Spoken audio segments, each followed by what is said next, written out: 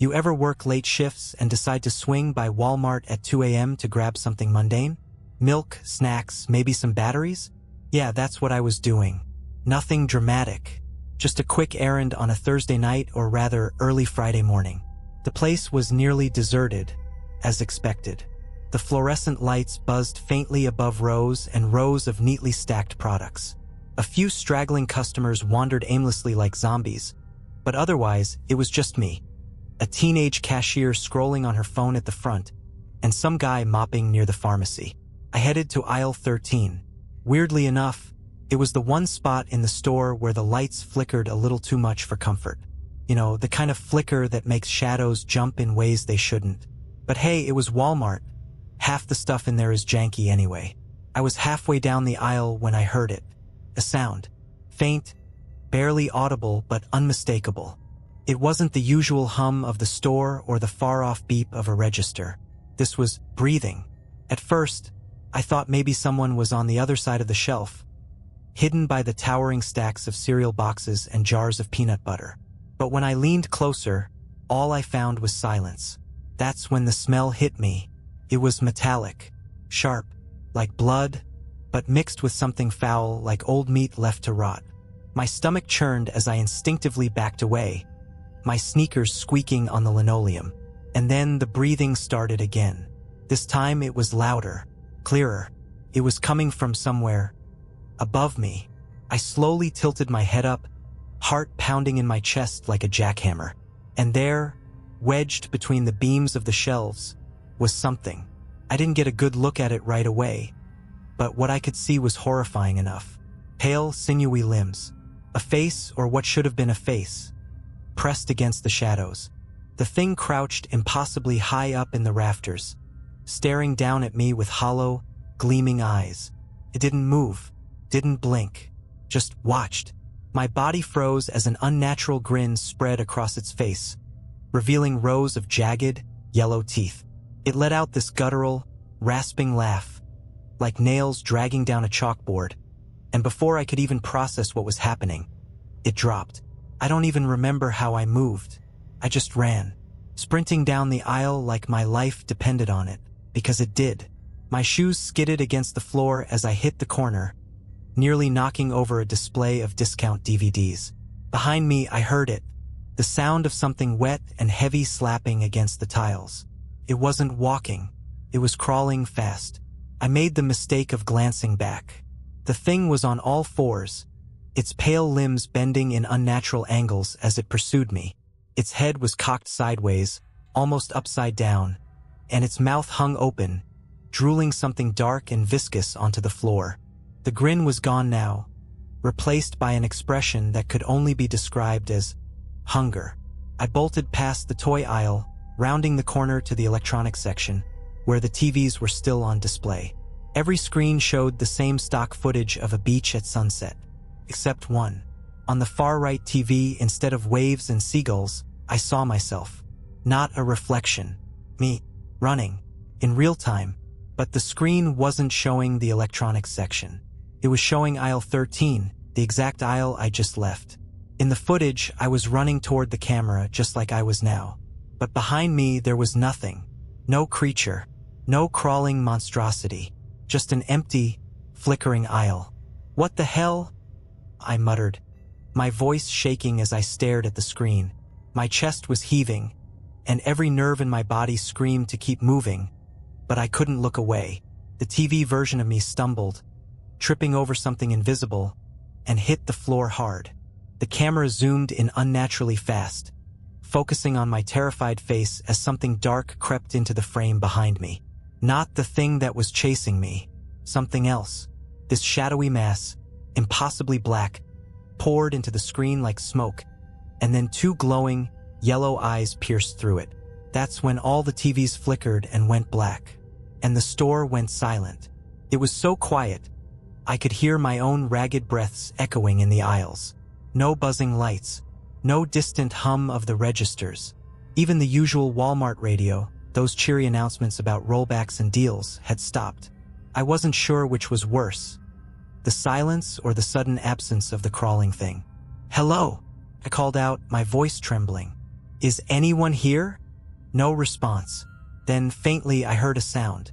A steady, rhythmic tapping like fingernails against metal. It was coming from the ceiling. I looked up again, this time fully expecting to see that grinning thing from before. But what I saw was worse. Far worse. The ceiling wasn't there anymore. Above me stretched a void of endless darkness, dotted with faint, swirling shapes, like distant galaxies spinning in slow motion. And in the center of it all, suspended in the air, was the creature. Only now it was different, bigger. Its limbs were longer, stretched grotesquely as it dangled from something unseen. Its face, God, its face, wasn't human anymore. The grin had returned, but it was impossibly wide, splitting its entire head in two. And those hollow eyes weren't hollow anymore. They were filled with flickering static, like TV static, as if it were broadcasting something incomprehensible. It tilted its head at me, the grin twitching, and then it spoke. Not with words, not out loud, but in my head. You saw me? It whispered, its voice like static and screams layered together. Now you're mine. I didn't wait to figure out what the hell it meant. Whatever this thing was, whatever it wanted, I wasn't sticking around to let it claim me.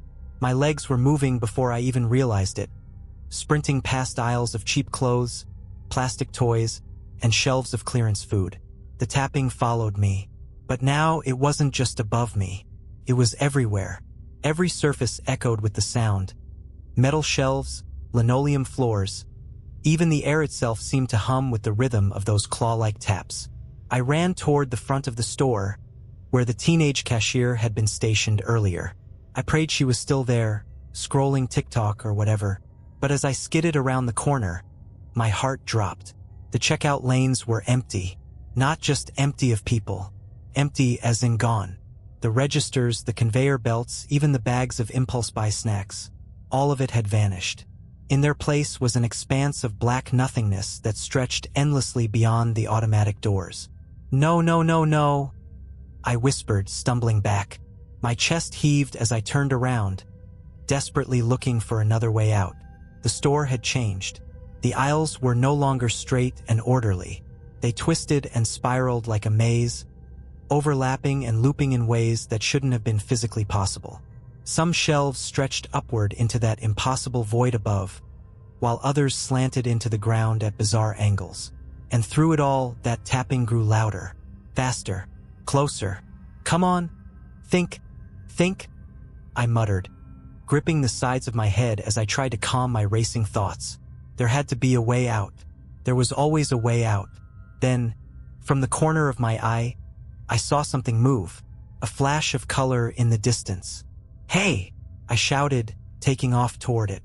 Help, please. I rounded the corner and froze. It was the teenage cashier.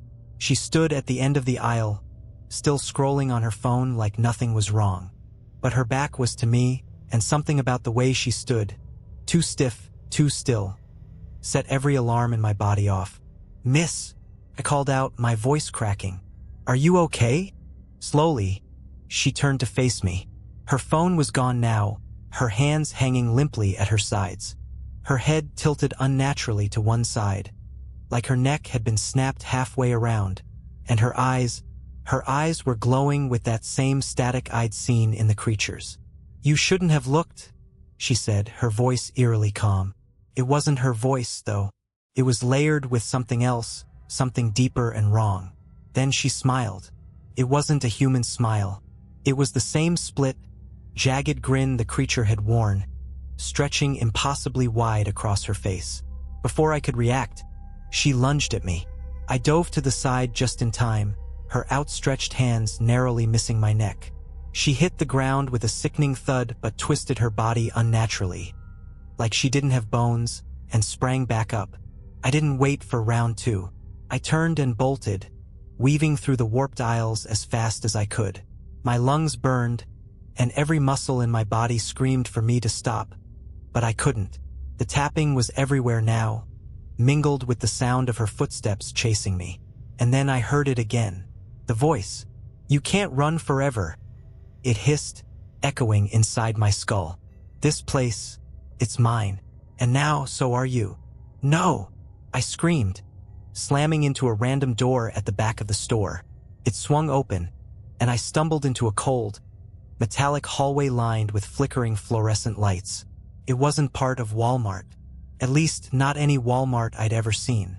The walls were covered in strange, spidery writing that pulsed faintly, like veins filled with glowing ink. The air was freezing, and the faint smell of ozone stung my nostrils. Behind me, the door slammed shut, and I heard the lock click into place. I was alone. For now. The hallway stretched endlessly, or at least it felt that way. My breath came in short gasps as I moved forward, the cold seeping through my clothes and into my bones. The walls seemed to shift as I passed, the strange symbols pulsing faintly, as if they were alive.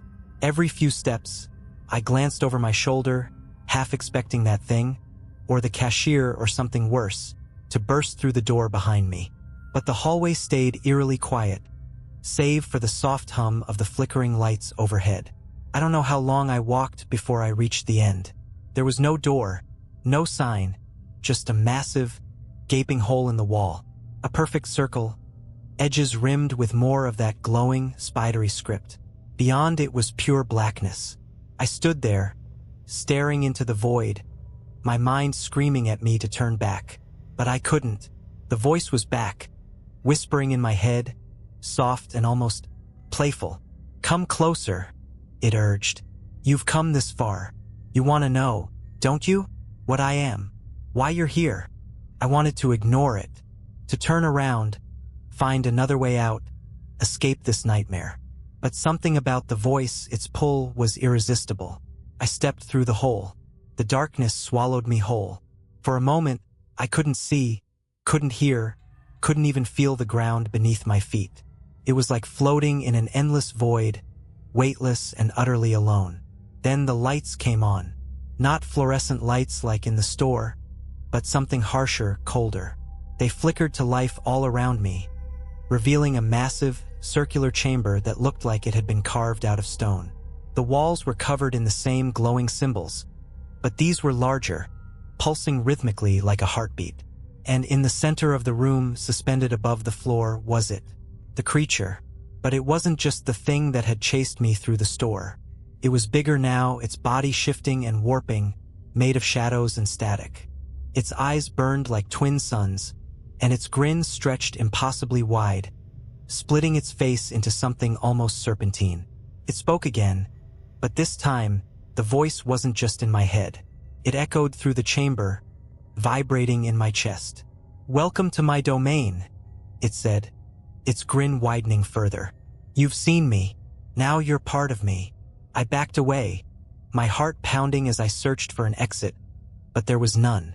The hole I'd stepped through was gone, replaced by smooth, impenetrable stone. What do you want?" I stammered, my voice barely above a whisper. The creature laughed, a sound that made my skin crawl. "I want everything," it said. "Every thought, every memory, every piece of you. I want to feed." And then it moved. It didn't crawl or slither this time. It didn't even walk. It just was, one moment hovering in the center of the room, the next looming over me, its grin inches from my face. I tried to scream, but no sound came out. Its hands, or what passed for hands, reached for me, long, spindly fingers crackling with energy. I felt them brush against my forehead, and a wave of icy pain shot through my skull. Images flashed before my eyes. Memories. My childhood, my family, moments I hadn't thought about in years. They flickered like an old film reel, faster and faster, until they blurred together into a chaotic mess. And then, just as suddenly as it began, it stopped.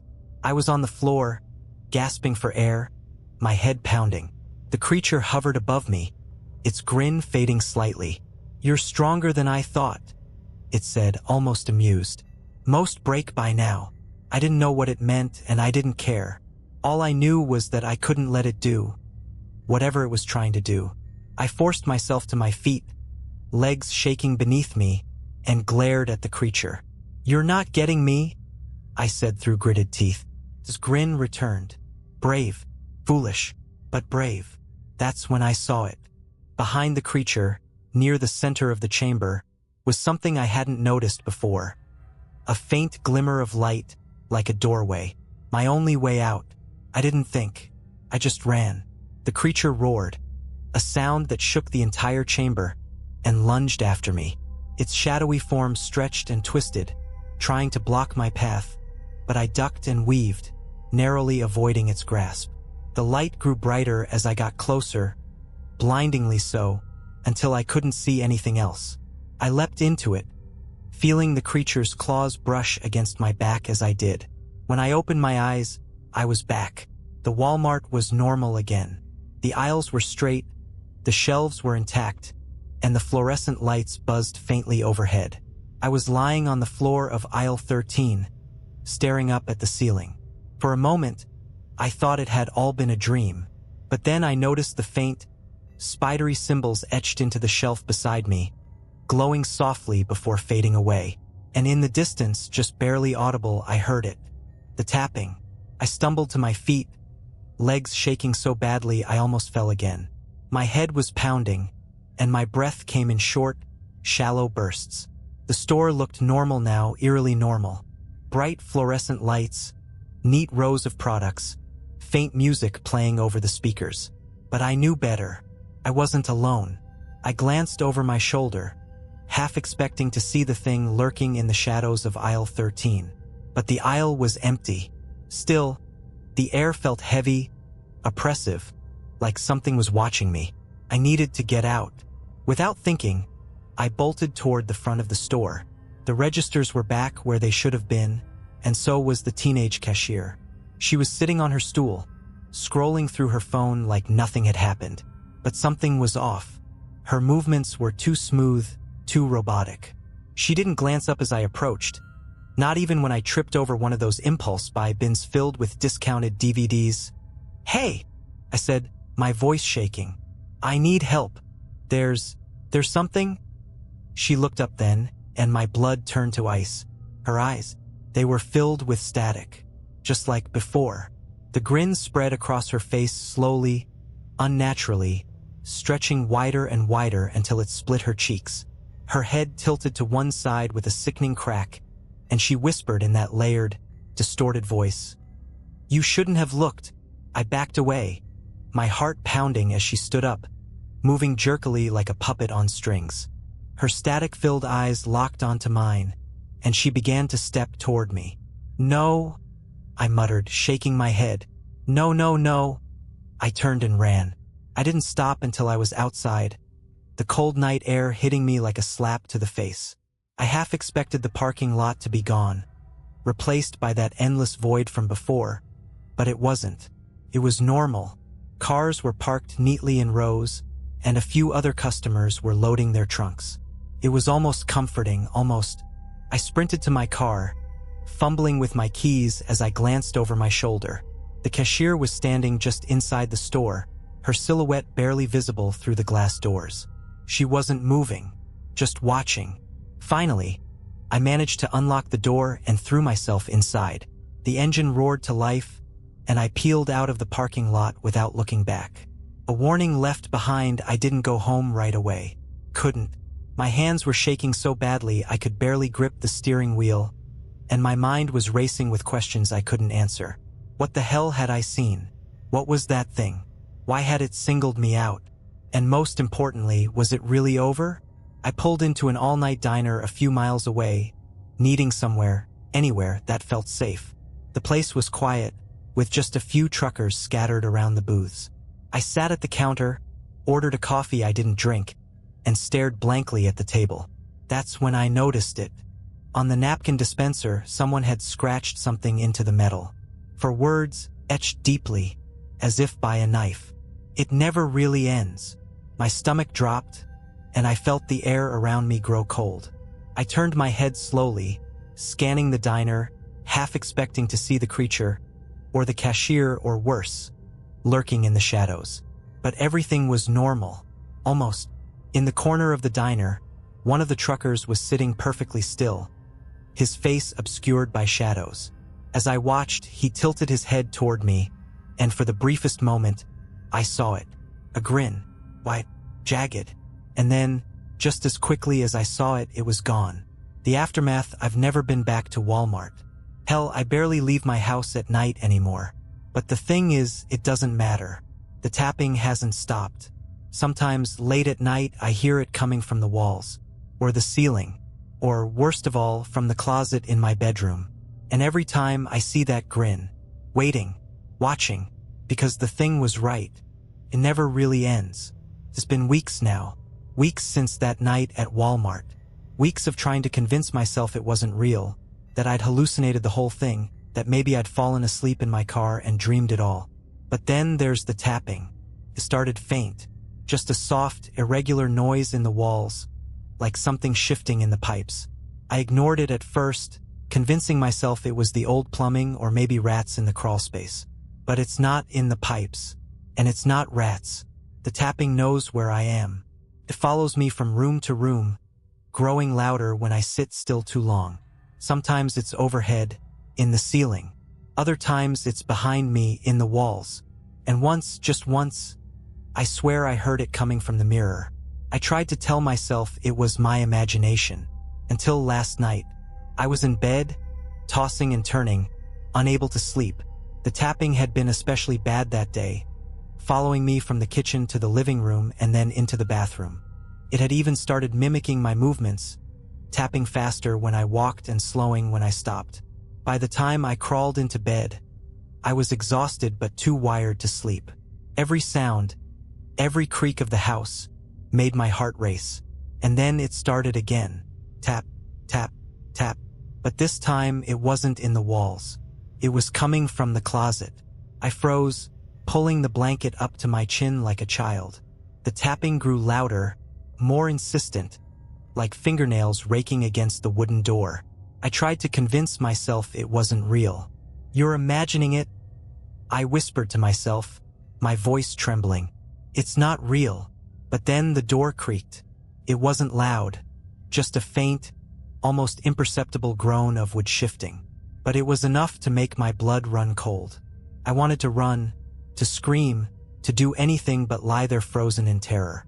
But my body wouldn't move. The door creaked again, opening just a crack. And then I saw it. A single, pale finger, impossibly long and thin, curled around the edge of the door, tapped once against the wood. Tap. Then the door began to open wider. I don't remember screaming. I don't remember running. The next thing I knew, I was outside, standing barefoot in the middle of my driveway. The cold night air bit at my skin, but I didn't care. The house was silent. No tapping, no creaking, nothing. But I couldn't go back inside. I sat in my car until the sun came up, gripping the steering wheel with white-knuckled hands and staring at the front door, half expecting that thing to come crawling out after me. Didn't. But that doesn't mean it's gone. Nowhere is safe. I've tried staying in hotels. I've tried crashing on friends' couches. Hell, I even slept in my car a few nights, thinking that if I kept moving, it wouldn't be able to find me. But it always does. No matter where I go, the tapping starts again. Sometimes it's faint, a distant sound that makes me question if I'm imagining it. Other times, it's right there, loud and insistent, like it's reminding me that I'll never escape. And sometimes I see it, not fully, never fully, just flashes, a shadow flickering in the corner of my eye, a glimpse of that jagged grin in a window's reflection, the faint sound of laughter, distorted and static-filled, echoing in the back of my mind. I've stopped telling people about it. The few I confided in gave me the same look, pity mixed with fear, like they were afraid whatever was happening to me might spread to them. I don't blame them, because deep down I know the truth.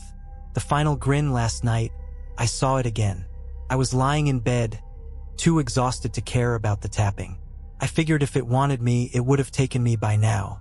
Maybe it was just messing with me, feeding off my fear. But then the tapping stopped. For the first time in weeks, the house was silent. Too silent. I sat up, heart pounding, and glanced around the room. The shadows seemed darker, deeper, like they were pressing in on me. And then I heard it. Not tapping this time. Breathing. Slow and raspy, coming from the foot of the bed. I didn't want to look. Every instinct screamed at me to lie back down, pull the blanket over my head, and pretend I didn't hear it. But I couldn't stop myself.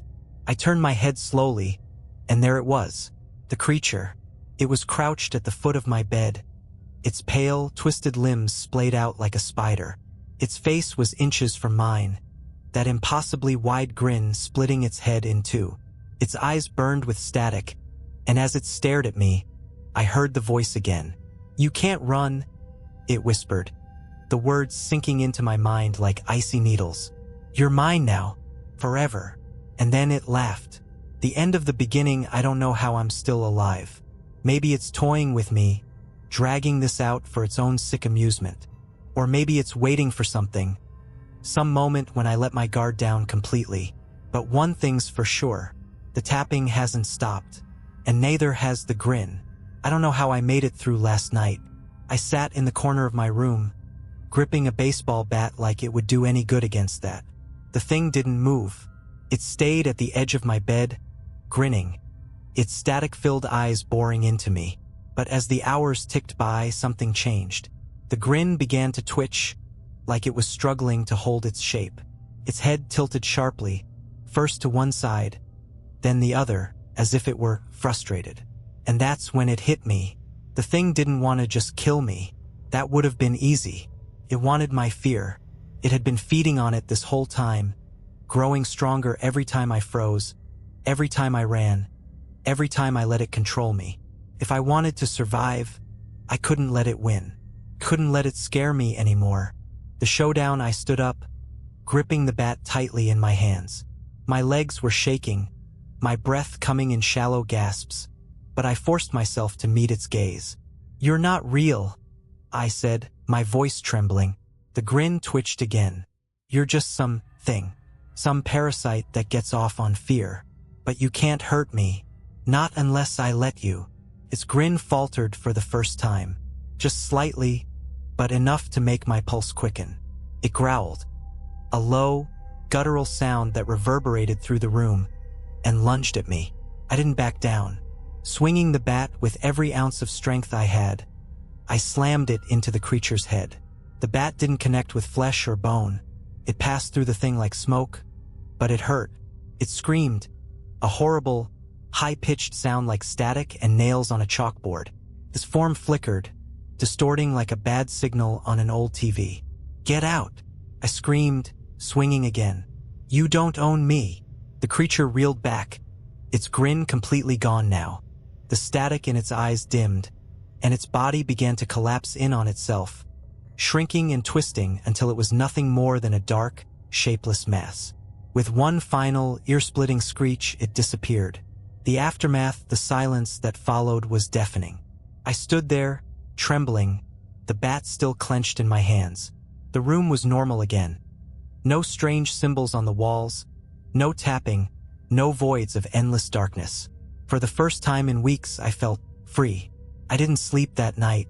I just sat on the edge of my bed, staring at the spot where the creature had been. But it didn't come back. Not that night. Not the next. Weeks turned into months, and slowly, I started to believe it was really gone.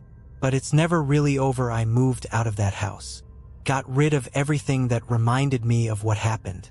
Started fresh in a new city, far away from that Walmart, that store, that nightmare. But every so often, when the house is quiet and the lights are off, I hear it. Faint tap, just once. It's always enough to remind me, it's still out there, watching, waiting.